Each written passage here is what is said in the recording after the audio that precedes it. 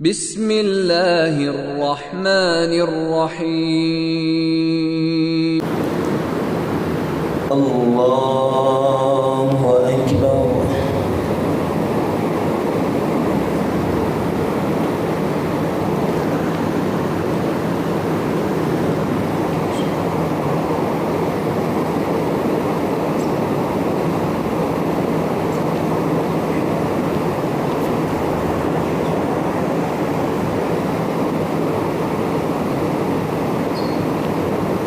الحمد لله رب العالمين الرحمن الرحيم مالك يوم الدين إياك نعبد وإياك نستعين اهدنا الصراط المستقيم صراط الذين أنعمت عليهم غير المغضوب عليهم ولا الضالين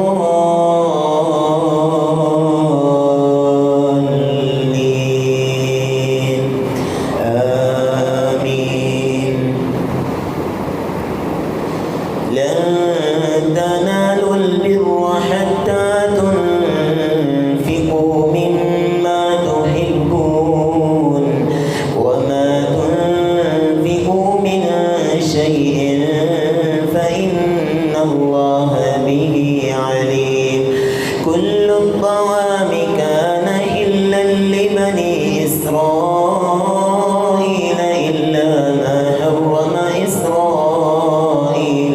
إلا ما حرم إسرائيل على نفسه من قبل أن تنزل التوراة. قل فاتوا بالتوراة فاتلوها إن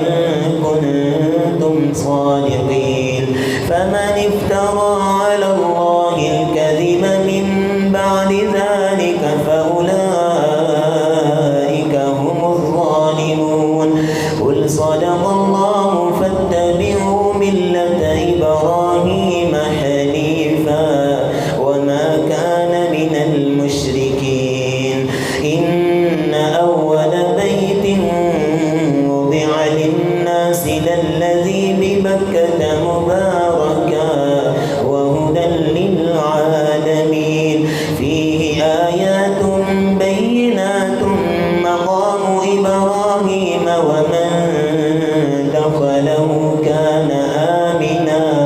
ولله على الناس حج البيت من استطاع إليه سبيلا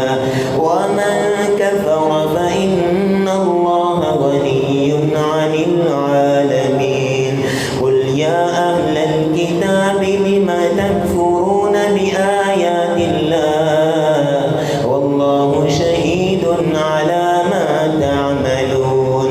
قل يا أهل الكتاب لم تصدون عن سبيل الله من آمن تبغونها عوجا وأنتم شهداء وما الله بغافل عما تعملون. يا أيها الذين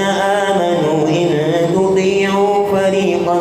من الذين أوتوا الكتاب يردوكم بعد إيمانكم كافرين. وكيف تكفرون وأنتم تتلى عليكم آيات الله وفيكم رسوله ومن يعتصم بالله فقد هدي إلى صراط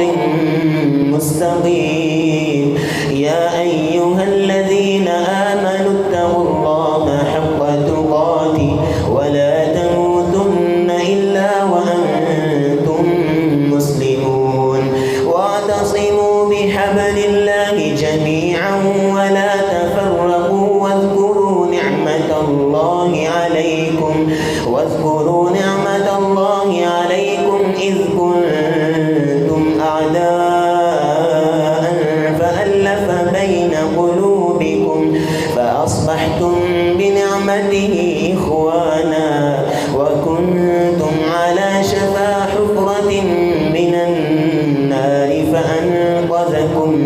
منها كذلك يبين الله لكم آياته لعلكم تهتدون ولتكن منكم أمة يدعون إلى الخير ويأمرون بالمعروف وينهون عن المنكر وأولئك هم المفلحون ولا تكونوا كالذين تفرقوا واختلفوا من بعد ما جاءهم البينات وأولئك لهم عذاب عظيم يوم تبيض وجوه وتسود وجوه فأما الذين اسودت وجوههم أكفرتم بعد إيمانكم فذوقوا العذاب بما كنتم تكفرون وأما الذين ابيضت وجوههم ففي رحمة الله هم فيها خالدون تلك آيات الله نتلوها عليك بالحق وما الله يريد ظلما للعالمين ولله ما في السماوات وما في الأرض وإلى الله ترجع الأمور كنتم خير أمة أخرجت للناس تأمرون بالمعروف وتنهون عن المنكر وتؤمنون بالله ولو آمن أهل الكتاب لكان خيرا لهم منهم المؤمنون وأكثرهم الفاسقون لن يضروكم إلا أذى وإن يقاتلوكم يولوكم الأدبار ثم لا ينصرون ضربت عليهم الذلة أينما ثقفوا إلا بحبل من الله وحبل من الناس وباءوا بغضب من الله وضربت عليهم المسكنة ذلك بأنهم كانوا يكفرون بآيات الله ويقتلون الأنبياء بغير حق ذلك بما عصوا وكانوا يعتدون ليسوا سواء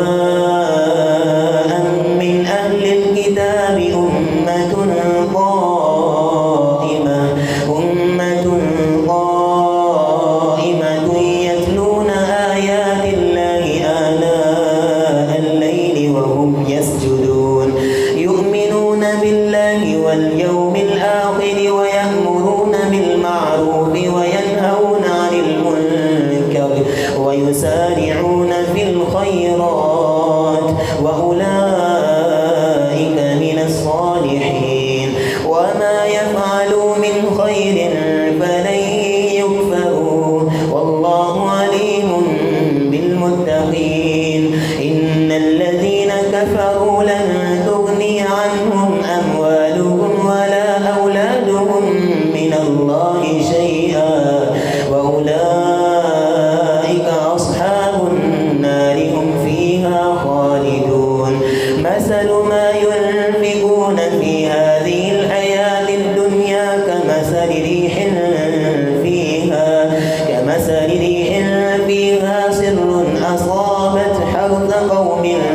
ظلموا أنفسهم فأهلكت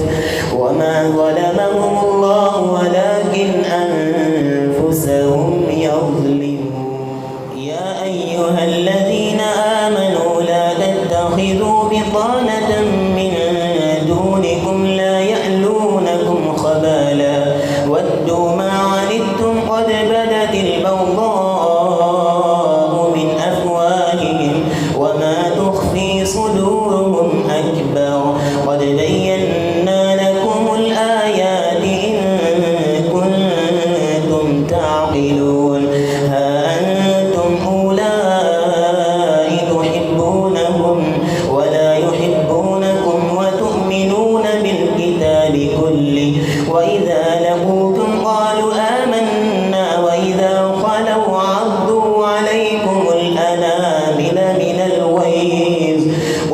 موتوا بغيظكم إن الله عليم بذات الصدور إن تمسسكم حسنة تسوهم وإن تصبكم مصيبة يفرحوا بها وإن تصبروا وتتقوا لا يضركم كيدهم شيئا إن الله بما يعملون محيط وإذ غدوت من أهلك تبوئ المؤمنين مقاعد للقتال والله سميع عليم إذ هم الطائفتان منكم أن تفشلا والله وليهما وعلى الله فليتوكل المؤمنون ولقد نصركم الله ببدر وأنتم أذلة فاتقوا الله لعلكم تشكرون إذ تقول للمؤمنين ألن يكفيكم أن يمدكم ربكم بثلاثة آلاف من الملائكة منزلين بلى إن تصبروا وتتقوا ويأتوكم من فورهم هذا يمددكم ربكم ب5,000 من الملائكة مسومين وما جعله الله إلا بشرى لكم ولتطمئن قلوبكم به وما النصر إلا من عند الله العزيز الحكيم ليقطع طرفا من الذين كفروا أو يكبتهم فينقلبوا خائبين ليس لك من الأمر شيء أو يتوب عليهم أو يعذبهم فإنهم ظالمون ولله ما في السماوات وما في الأرض يغفر لمن يشاء ويعذب من يشاء والله غفور رحيم يا أيها الذين آمنوا لا تأكلوا الربا أضعافا مضاعفة واتقوا الله لعلكم تفلحون واتقوا النار التي أعدت للكافرين وأطيعوا الله والرسول لعلكم ترحمون وسارعوا إلى مغفرة من ربكم وجنة عرضها السماوات والأرض أعدت للمتقين الذين ينفقون في السراء والضراء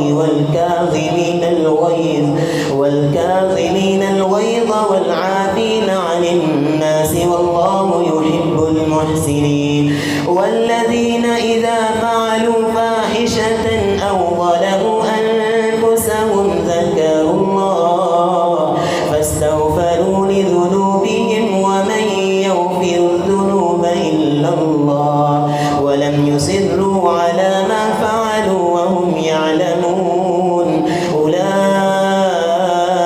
جزاؤهم مغفرة من ربهم وجنات تجري من تحتها الأنهار خالدين فيها ونعم أجر العاملين قد خلت من قبلكم سنن فسيروا في الأرض فانظروا كيف كان عاقبة المكذبين هذا بيان للناس وهدى وموعظة للمتقين ولا تهنوا ولا تحزنوا وأنتم الأعلون إن كنتم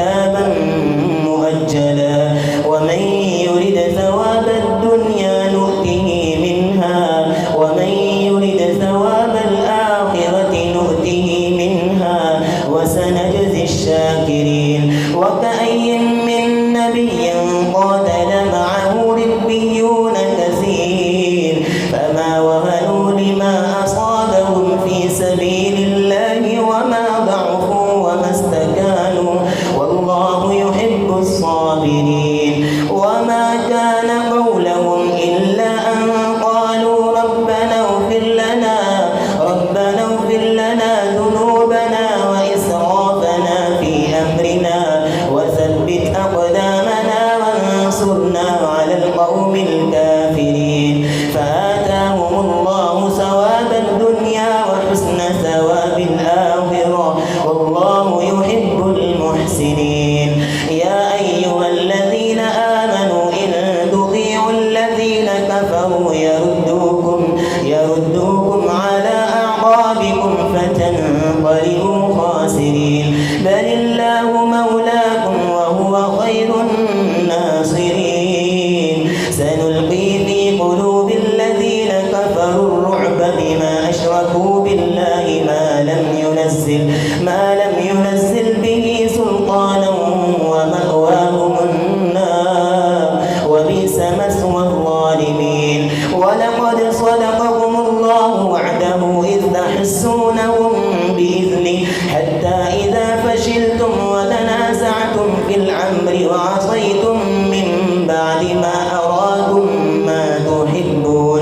منكم من يريد الدنيا ومنكم من يريد الآخرة ثم صرفكم عنهم ليبتليكم ولقد عفا عنكم والله ذو فضل على المؤمنين تصعدون ولا تلوون على أحد والرسول يدعوكم في أخراكم فأثابكم غما بغم لكي لا تحزنوا على ما فاتكم ولا ما أصابكم والله خبير بما تعملون ثم أنزل عليكم من بعد الغم أمنة نعاسا يغشى طائفة منكم وطائفة قد أهمتهم أنفسهم يظنون بالله غير الحق ظن الجاهلية يقولون هل لنا من الأمر من شيء قل إن الأمر كله لله يخفون في أنفسهم ما لا يبدون لك يقولون لو كان لنا من الأمر شيء ما قتلنا هاهنا قل لو كنتم في بيوتكم لبرز الذين كتب عليهم القتل إلى مضاجعهم وليبتلي الله ما في صدوركم وليمحص ما في قلوبكم والله عليم بذات الصدور إن الذين تولوا منكم يوم التقى الجمعان إنما استزلهم الشيطان ببعض ما كسبوا ولقد عفى الله عنهم إن الله غفور حليم يا أيها الذين آمنوا لا تكونوا كالذين كفروا وقالوا لإخوانهم إذا ضربوا في الأرض أو كانوا غزا لو كانوا عندنا ما ماتوا وما قتلوا ليجعل الله ذلك حسرة في قلوبهم والله يحيي ويميت والله بما تعملون بصير ولئن قتلتم في سبيل الله أو متم لمغفرة من الله ورحمة خير مما يجمعون ولئن متم أو قتلتم لإلى الله تحشرون فبما رحمة من الله لنت لهم ولو كنت فظا غليظ القلب لانفضوا من حولك فاعف عنهم واستغفر لهم وشاورهم في الأمر فإذا عزمت فتوكل على الله إن الله يحب المتوكلين إن ينصركم الله فلا غالب لكم وإن يخذلكم فمن ذا الذي ينصركم من بعده وعلى الله فليتوكل المؤمنون وما كان لنبي أن يغل ومن يغل يأت بما ول يوم القيامة ثم توفى كل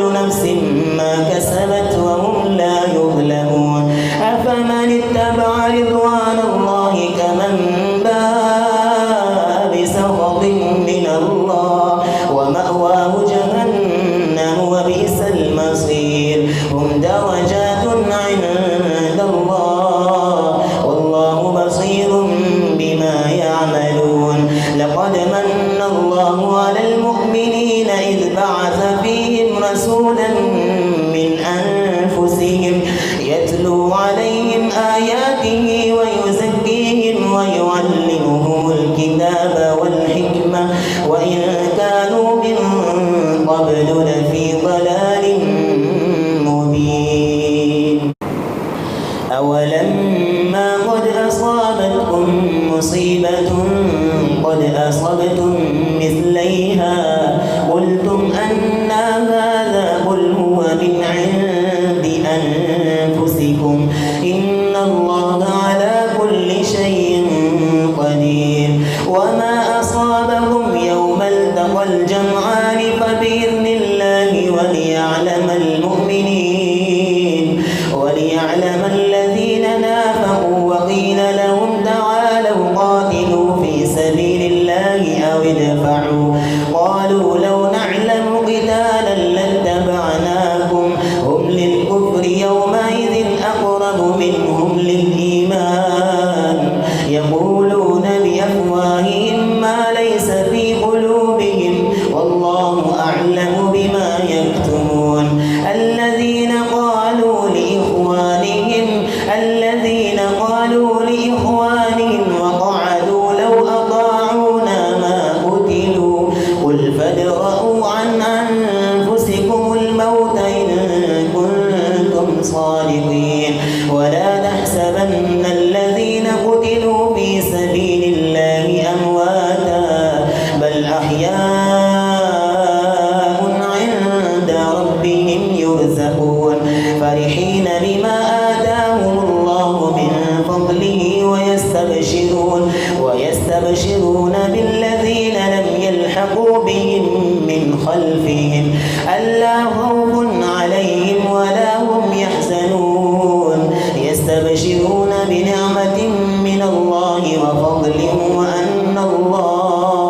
وأن الله لا يضيع أجر المؤمنين. الذين استجابوا لله والرسول من بعد ما أصابهم القرح للذين أحسنوا منهم واتقوا أجر عظيم. الذين قال لهم الناس إن الناس قد جمعوا لكم فاخشوهم فزادهم إيمانا وقالوا حسبنا الله ونعم الوكيل فانقلبوا بنعمة من الله وفضل لم يمسسهم سوء واتبعوا رضوان الله والله ذو فضل عظيم.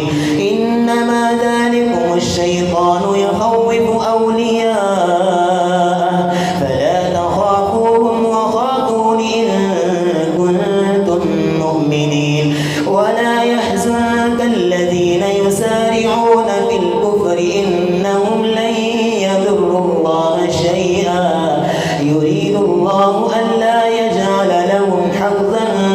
في الآخرة ولهم عذاب عظيم. إن الذين اشتروا الكفر بالإيمان لن يضروا الله شيئا ولهم عذاب أليم. إن الذين اشتروا الكفر بالإيمان لن يضروا الله شيئا ولهم عذاب أليم. ولا يحسبن الذين كفروا أنما نملي لهم خير لأنفسهم إنما نملي لهم ليزدادوا إثما ولهم عذاب مهين. ما كان الله ليذر المؤمنين على ما أنتم عليه حتى يميز الخبيث من الطيب وما كان الله ليطلعكم على الغيب ولكن الله يجتبي من رسله من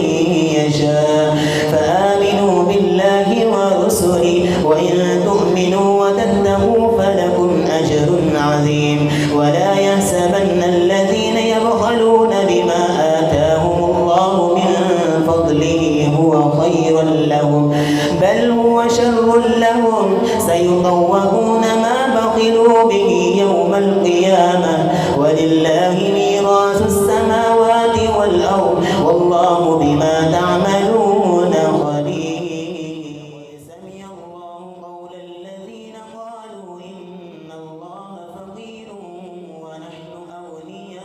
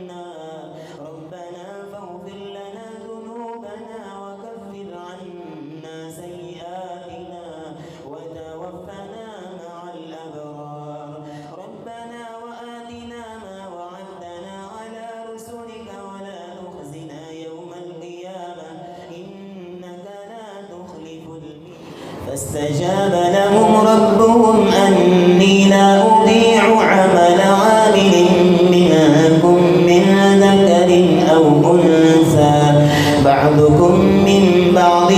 فالذين هاجروا وأخرجوا من ديارهم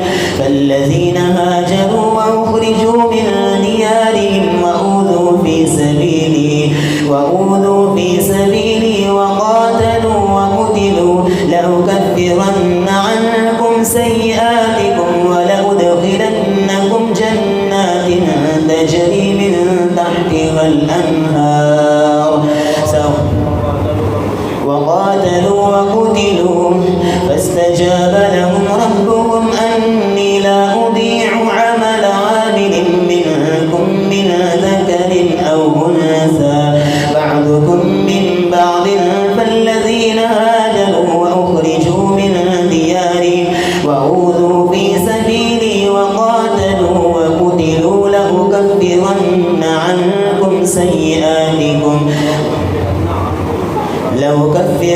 عنهم سيئاتهم ولأدخلنهم جنات تجري من تحتها الأنهار ثوابا من عند الله والله عنده حسن الثواب لا يغرنك تقلب الذين كفروا في البلاد متاع قليل ثم مأواهم جهنم وبئس المهاد لكن الذين اتقوا ربهم لهم جنات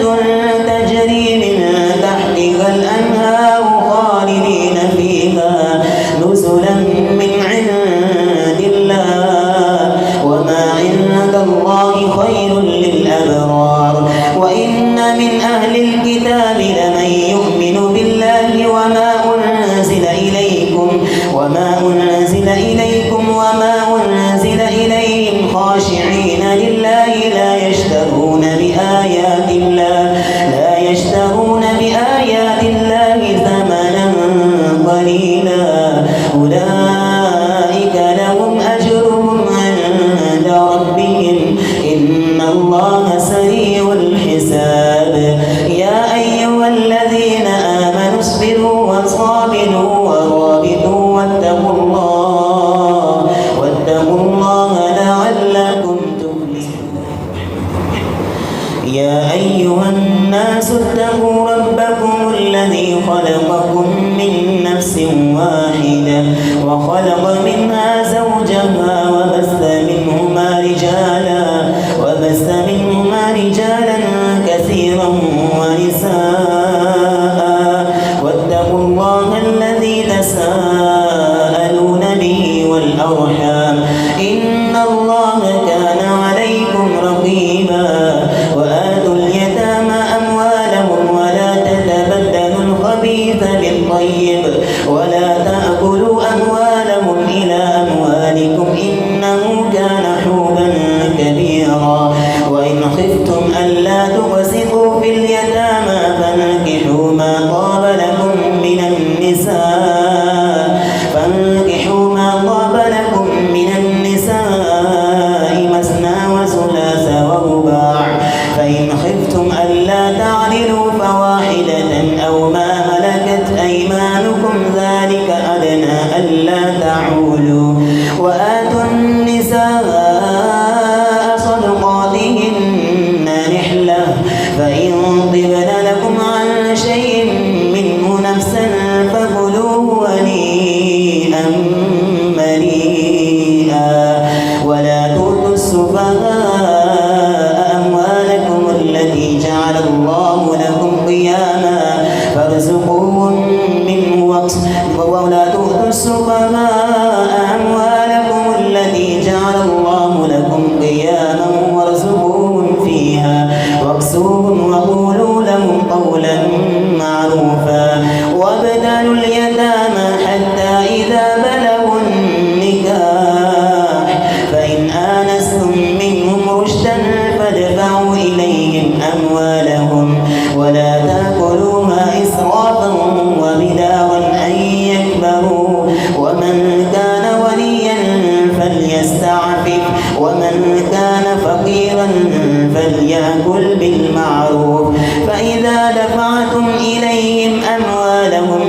فاستشهدوا عليهم وكفى بالله حسيبا. للرجال نصيب مما ترك الوالدان والأقربون وللنساء نصيب مما ترك الوالدان والأقربون مما قل منه أو كثر نصيبا مفروضا. وإذا حضر القسمة أولو القربى واليتامى والمساكين فارزقوهم منه وقولوا لهم قولا معروفا. وليخشى الذين لو تركوا من خلفهم ذرية ضعافا خافوا عليهم فليتقوا الله وليقولوا قولا سديدا. إن الذين يأكلون أموال اليتامى ظلما إنما يأكلون في بطونهم نارا وسيصلون سعيرا. يوصيكم الله في أولادكم للذكر مثل حظ الأنثيين فإن كن نساء فلهن ثلثا ما ترك وإن كانت واحدة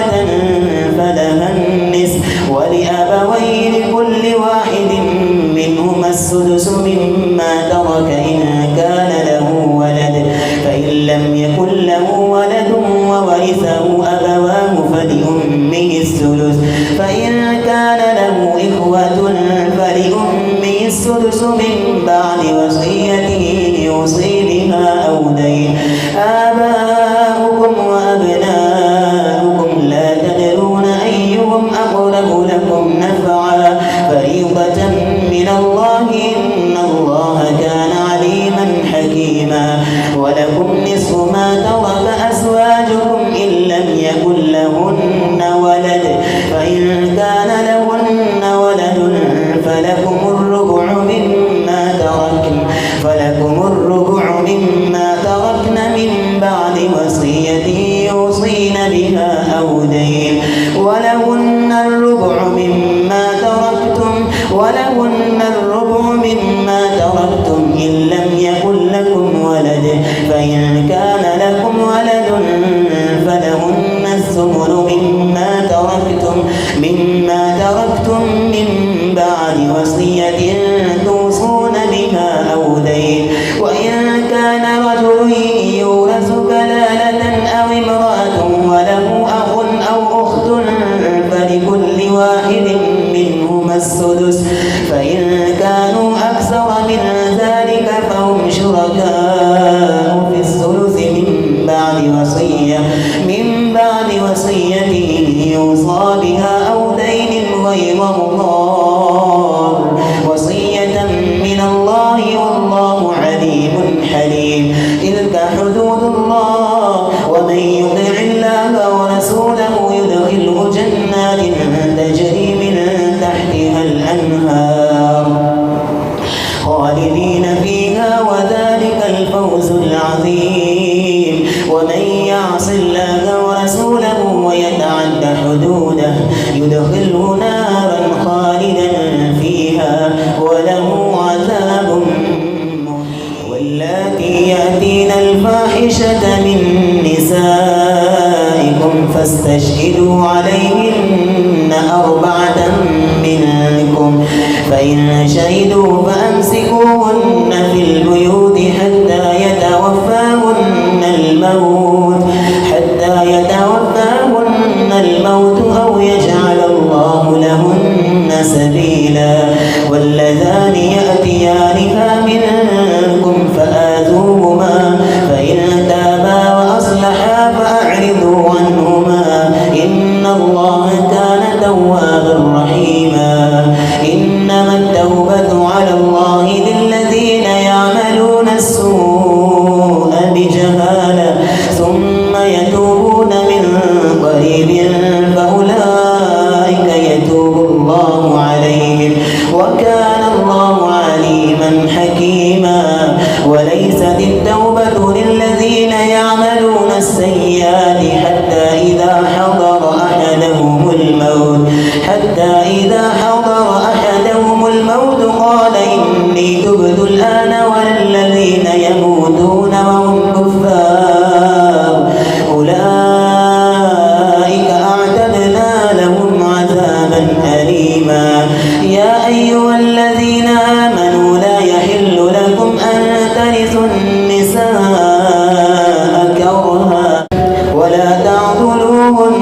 لتذهبوا ببعض ما آتيتموهن إلا أن يأتين بفاحشة مبينة وعاشروهن بالمعروف فإن كرهتموهن فعسى أن تكرهوا شيئا ويجعل الله فيه خيرا كثيرا وإن أردتم استبدال زوج